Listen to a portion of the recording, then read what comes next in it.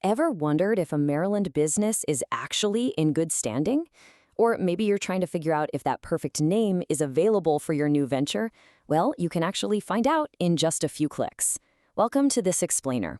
Today we're diving into a procedural masterclass on navigating the Maryland Business Express portal like an absolute pro. Look, whether you're launching a startup, doing some heavy corporate research, or just verifying a new vendor, understanding a company's true legal status is absolutely your first line of defense. So here's our roadmap for today. First, we'll look at why checking business status actually matters. Then, we'll walk through a step-by-step search guide, decode those tricky entity status labels, and troubleshoot common compliance issues. Finally, we'll wrap up with getting official certificates and a quick legal disclaimer. All right, let's jump right into Section 1. Why check business status? Okay, so let's establish exactly why this is an absolute must before you make any major moves. I mean, imagine doing business with a company, signing a massive contract or paying a huge invoice, only to find out later that they legally shouldn't even be operating. Or picture this. You've spent months designing the perfect logo. You finally go to register the business name and, boom, rejected by the state because someone else already has it. These are incredibly common, yet completely avoidable scenarios. Knowing a company's legal status is critical for, well, a ton of things. We're talking basic due diligence, verifying name availability, opening business bank accounts, and navigating legal proceedings. If growing your business is on your radar, like securing a loan, buying insurance, or even expanding across state lines, financial institutions and government agencies are absolutely going to require proof that your business exists and is fully compliant with state laws. Moving on to Section 2, our step-by-step search guide. Now that we know the stakes, let's get hands-on. You'll want to start by navigating over to the official Maryland Business Express portal, specifically their entity search page.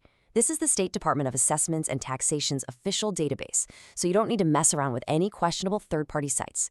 You're just going to step through these 4 initial actions to pull up the official state records. What's really cool here is how you can tailor your search based on what you already know. You can cast a wide net using just a partial business name. Honestly, this is the most common method if you're checking on a competitor or brainstorming a name for yourself. Or if you happen to have it, you can use the exact 8-digit department ID.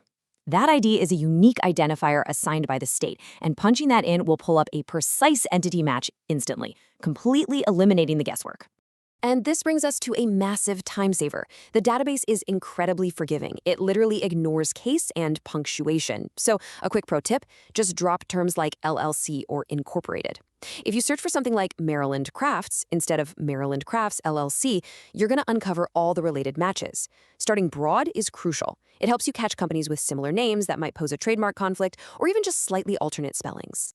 Okay, on to Section 3, decoding entity status labels. Once you find the business, you're going to be faced with a status label.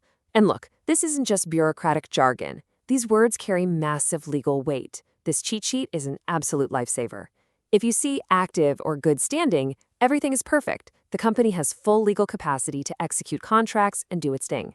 But not in good standing? That's a huge red flag. It means there are compliance gaps to fix, and they can't get official certificates or state loans.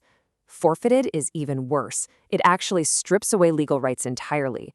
And inactive or dissolved just means the entity is permanently shut down and is only allowed to wind up its final operations. Let's zoom in on that forfeited status for a second, because it is incredibly severe.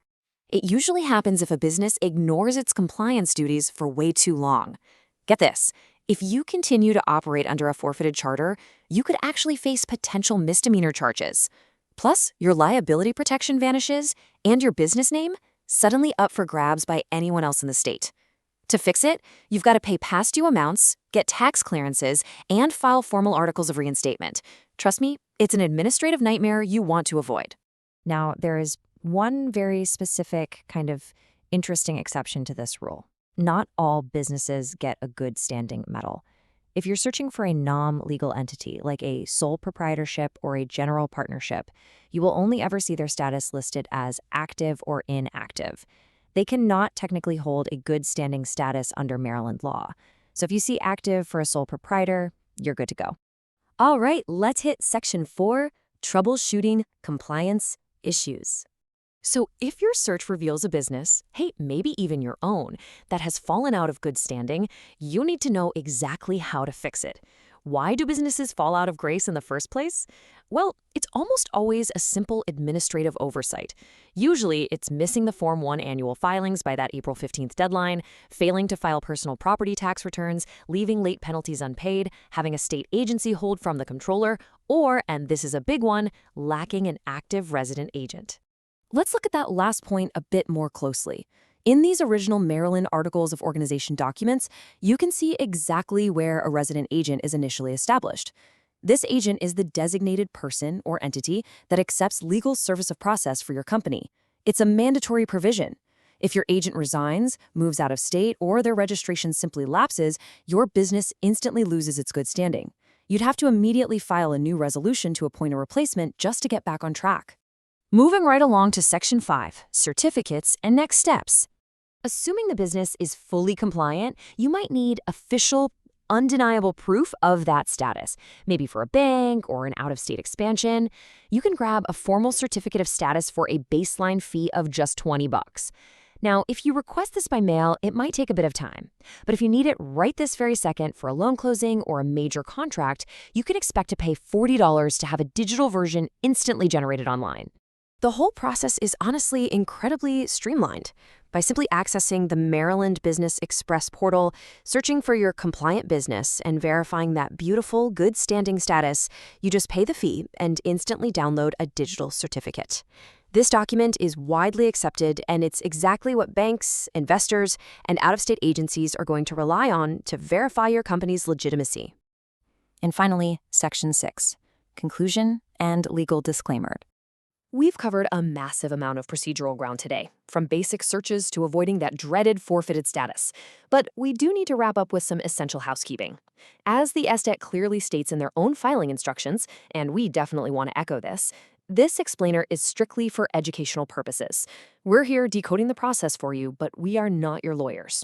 You should absolutely always consult a qualified professional, like an attorney or a CPA, for legal or tax advice tailored to your specific situation, especially if you find your business stuck in a complicated regulatory hold. Navigating state portals can sometimes feel like a maze, but armed with the right knowledge, it is entirely manageable. I'd love to hear from you guys. Have you ever encountered a complicated entity status during a search? Drop a comment below with your own experiences navigating the Maryland Business Express system. Did you ever catch a major red flag during a due diligence search? Let me know. And tell me what other business setup tutorials we should decode in our next explainer. Thanks so much for joining me on this deep dive, and I'll catch you next time.